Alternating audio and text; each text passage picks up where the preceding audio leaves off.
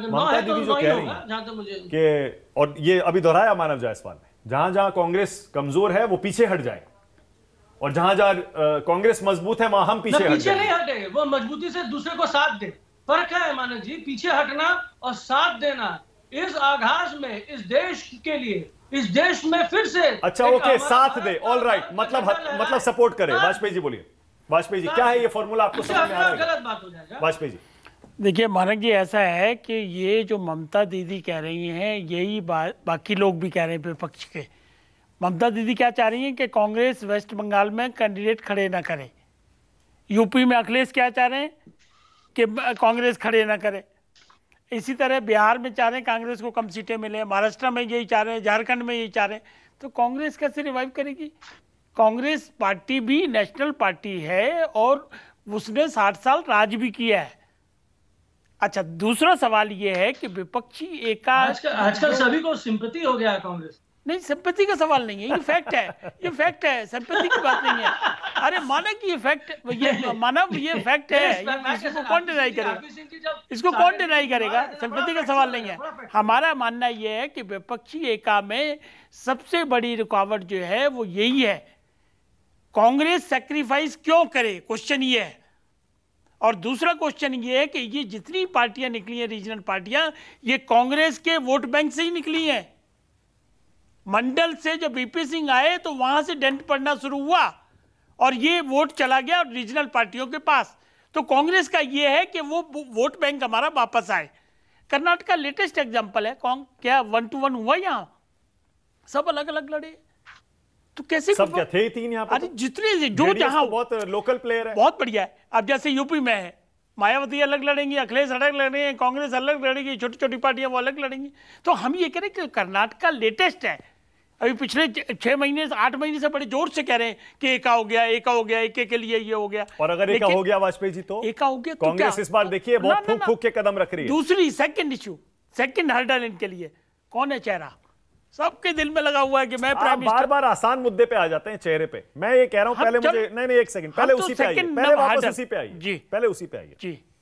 अगर ये फॉर्मूला चल गया वाजपेयी जी कि बीजेपी के खिलाफ पूरे देश में हर सीट पर विपक्ष का एक उम्मीदवार, सोचकर देखिए, इसमें सोचना क्या, हर सीट पर विपक्ष का एक साझा उम्मीदवार। मानक जी, ममता बनर्जी जो कह रही हैं उसका क्रक्स यही है। क्या ये सिचुएशन 77 वाली है? देखिए 77 में जो लीडर, मतलब ये नहीं होने वाला। कैसे होगा? मैं तो पहली हर्डल बताइए आपको, उसी को क्रॉस कर लो तो उसके बाद बात करते हैं। चलो पहली हर्डल क्रॉस हो जाए तो बात करेंगे। फिर दूसरी हर्डल आ गई। पहली कौन सी हर्डल है? पहली हर्डल ये है कांग्रेस मान जाए। ये क्यों मानेंगे कांग्रेस? ये तो बैठे हुए अखिलेश जी ज्यादा बताएंगे, हम इसमें क्या बताएंगे।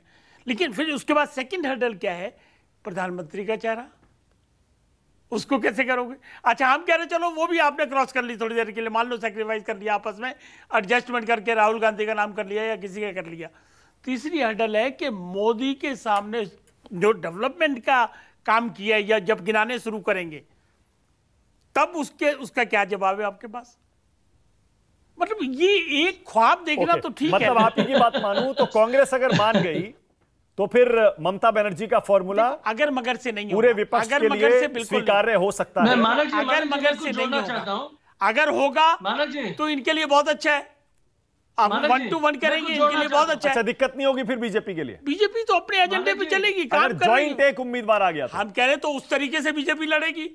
बीजेपी को दिक्कत अभी यूपी में पीछे वाले हुआ था ना, 19 में यही हुआ था कि सब इकट्ठे हो गए थे, तो क्या हुआ उससे? तो पता नहीं 78 सीटें ले गए यूपी में पूरी की पूरी।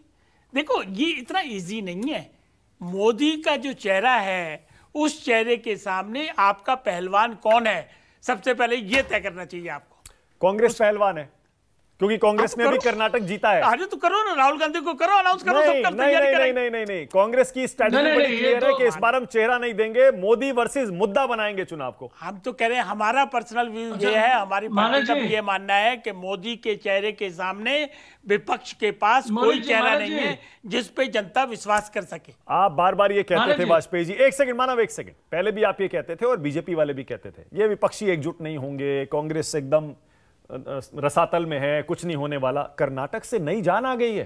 कर्नाटक में कहां इकट्ठे हुए, मैं कह रहा हूं। नहीं, कांग्रेस में नई जान आई है। कर्नाटक में क्या हुआ उससे विपक्षी दलों को अब यह मानना पड़ेगा कि कांग्रेस एक सबसे बड़ी विपक्षी पार्टी है और वही बीजेपी को चुनौती दे सकती है राष्ट्रीय स्तर पर। अभी आपने थोड़ी देर पहले कहा जो बात मैं कह रहा हूं कि विधानसभा का चुनाव जो होता है वो एक अलग पैटर्न पे है और जब लोकसभा का प्रधानमंत्री का चुनाव होगा तो वो अलग पैटर्न पे।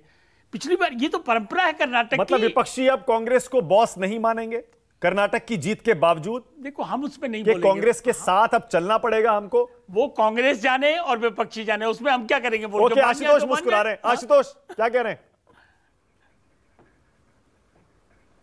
आशुतोष जी, आशुतोष ये फॉर्मूला आपको समझ में आ रहा है?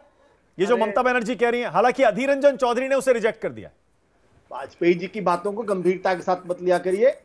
वो एनडीए के साथ है तो जाहिर सी बात वही बातें करेंगे जो उनको पसंद आएगी। महत्वपूर्ण बात क्या है, अभी मानव जायसवाल का जो स्टेटमेंट है वो अपने आप में इस बारे में बिल्कुल सफिशिएंट है कि कर्नाटक की जीत के बाद विपक्षी एकता के लिए एक फार्मूला बन रहा है।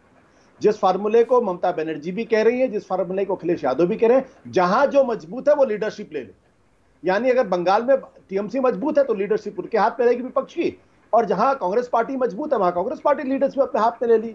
कुछ दिनों पहले तक ये बात एक असंभव किसी स्थिति सी दिखाई पड़ रही थी कि क्या विपक्ष एकजुट आ पाएगा। आपको याद होगा ममता बनर्जी ने राहुल गांधी के बारे में क्या कहा था? ममता बनर्जी ने राहुल गांधी के बारे में यही कहा था ना कि वो तो उनकी टीआरपी नरेंद्र मोदी बढ़ाते हैं।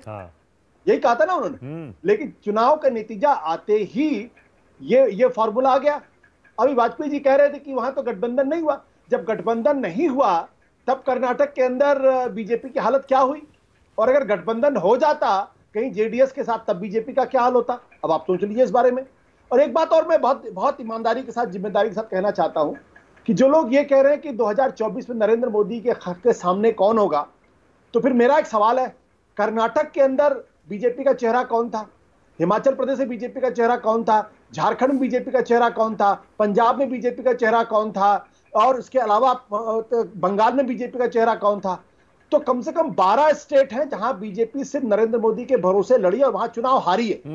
नॉर्थ इंडिया में बीजेपी के पास एक मध्य प्रदेश है, दूसरा गुजरात मान लीजिए, असम है, राजस्थान, दिल्ली, हरियाणा छोड़ दीजिए, हिमाचल प्रदेश, पंजाब, झारखंड, बिहार, उड़ीसा, बंगाल, बीजेपी गायब है। ये बीजेपी वहां से बीजेपी अभी कर्नाटक में भी गायब हो गई है। बड़ी मुश्किल से महाराष्ट्र के अंदर तोड़फोड़ करके सरकार बनाई है। ये बीजेपी के लिए वार्निंग सिग्नल्स हैं 2024 के लिए। ओके, वाजपेयी जी कुछ कह रहे हैं, बोलिए। मैं इनसे सहमत नहीं हूं आशुतोष जी से इस बात में, क्योंकि मोदी जी प्रचार तो किया उन्होंने एज ए पार्टी हेड समझ लीजिए या पार्टी के टॉप मोस्ट लीडर समझ लीजिए, लेकिन वो वहां पे विधानसभा में मुख्यमंत्री बनने तो नहीं जा रहे। ये वहां की जनता को मालूम है, चाहे पंजाब का एग्जांपल दिया, चाहे कर्नाटक का दिया या किसी और का दिया।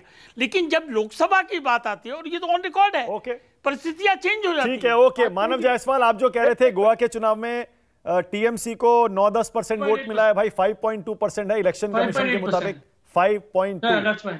और आपने शायद कोई होता है कभी क्लरिकल एरर होता है। कोई बात नहीं, मैं कुछ नहीं, मैं सिर्फ करेक्ट कर रहा हूं ताकि सही इंफॉर्मेशन दर्शकों तक जाए। सिर्फ एक मिनट, आशुतोष जल्दी से क्या कहना चाहते हैं? याद होगा हिमाचल प्रदेश में नरेंद्र मोदी जी ने क्या कहा था? आप मेरे नाम पे मुझे वोट दीजिए। जेपी नड्डा ने कर्नाटक में क्या कहा था कि मोदी जी का आशीर्वाद नहीं मिलेगा अगर आपने किसी और को जिता दिया। अब इससे ज्यादा क्या बीजेपी के? इसका मतलब बीजेपी में नरेंद्र मोदी के अलावा नीचे सफा चट है पूरी तरीके से। ओके, आरपी सिंह जी कोई कमेंट, उसके बाद अखिलेश जी। आरपी सिंह जी जल्दी से। मुझे सिर्फ 2 छोटी टिप्पणियां करनी है कि मानव ये कह रहे हैं कि हम जो लीड करेगा जिसके पास होगा, क्या वो कांग्रेस को अपने राज्य में 10 सीटें देंगे? क्या अखिलेश यादव अपने राज्य में 10 सीटें देंगे क्या कांग्रेस को? क्या वाईएसआर 10 सीटें देंगे कांग्रेस को? क्या तेलंगाना में केसीआर 10 सीटें देंगे क्या बीजू जनता दल 5 सीटें देगा क्या? तो आप परिस्थिति रियलिटी समझिए क्या। ओके, टाइम खत्म हो जाएगा। अखिलेश जी आपको दे रहा हूं कमेंट।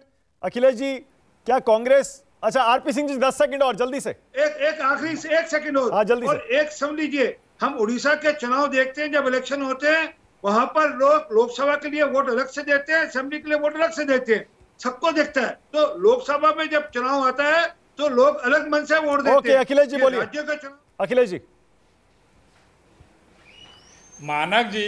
मानक जी ये जो बार बार अपना मुखड़ा और अपना दुखड़ा गा करके वोट मांगने का प्रचलन जो हिंदुस्तान में साहब ने शुरू किया था, उसका शटर बंद हो गया है। लोग जान गए हैं कि ये तरीके अब नहीं चलने वाले। दूसरी बात, कांग्रेस पार्टी ही एक अकेली विपक्षी पार्टी है कि जिसका व्यापकता और विश्वसनीयता पूरे हिंदुस्तान के हर गांव घर तक है। तीसरी बात, हमारे जो विश्वसनीयता के नाते हमारे विपक्ष के साथियों के साथ चल करके जब दिल्ली का चुनाव होगा तो जो रीजनल पार्टियां हैं वहाँ का भी वोटर, चाहे जो प्रदेश है वहाँ का वोटर भी दिल्ली में कौन किसकी सरकार बनने वाली है या किसका नंबर आएगा उसको पसंद करके या किसको वो देखना चाहता है उसे वोट करता है। जैसा अभी ये बात आप सारे लोगों ने कहा, तो ये देख करके हमारे सारे विपक्ष के जो पार्टियां हैं, जनता ये चाहती है कि दिल्ली की सरकार बदली जाए और वही दबाव सारे विपक्ष की पार्टियों का है। और विपक्ष जनता ने कर्नाटक में जनादेश दे करके, हिमाचल में जनादेश दे करके ये सिग्नलिंग दे दिया है कि हमें परिवर्तन चाहिए देश के लिए। उस हिसाब से अपने आप को रणनीति बनावे कांग्रेस और कांग्रेस के साथी मिलकर के। उसमें अभी बहुत अर्ली है, मोटे मोटे। ठीक है, मेरे पास टाइम खत्म हो रहा है। मानव जायसवाल 10 सेकंड दे सकता हूं, छोटा सा कमेंट मानव, जल्दी से। मैं आरपी सिंह जी की बातें सुन रहा था, उन्होंने 1977 की बातें और ये सब याद कराई, और हमारे एलजेपी के जो लीडर है। अब भारत 1977 वाला नहीं है, यहाँ पे बहुत सारी रीजनल पार्टियां हैं जो सरकार में है, वो अपने प्रांत को अच्छे से संभाल रही है और प्रांत को हर तरीके से ऊर्जित और कांग्रेस को कितनी सीटें देंगे बंगाल में अगर फॉर्मूला लाए हैं तो? देखिए, कांग्रेस का जो अभी जो सिचुएशन है, जिस तरीके से हमें लग रहा है, आने वाले समय में अगर रिजल्ट में गठबंधन होगा तो कांग्रेस को उनकी सीटें पर्याप्त मिलेंगी। ओके, इसी नोट पे खत्म कर रहा हूं। लेकिन अखिलेश प्रताप सिंह ने इशारों में अपने आखिरी जवाब में 2-3 बड़ी बात कही है, उसी से आप अंदाजा लगा लीजिए कांग्रेस क्या कहना चाहती है, बीजेपी के लिए भी और विपक्षी दलों के लिए भी। बहुत धन्यवाद राष्ट्र की बात में आने के लिए आज आप सबका। छोटा सा ब्रेक ले रहा हूं, खबरें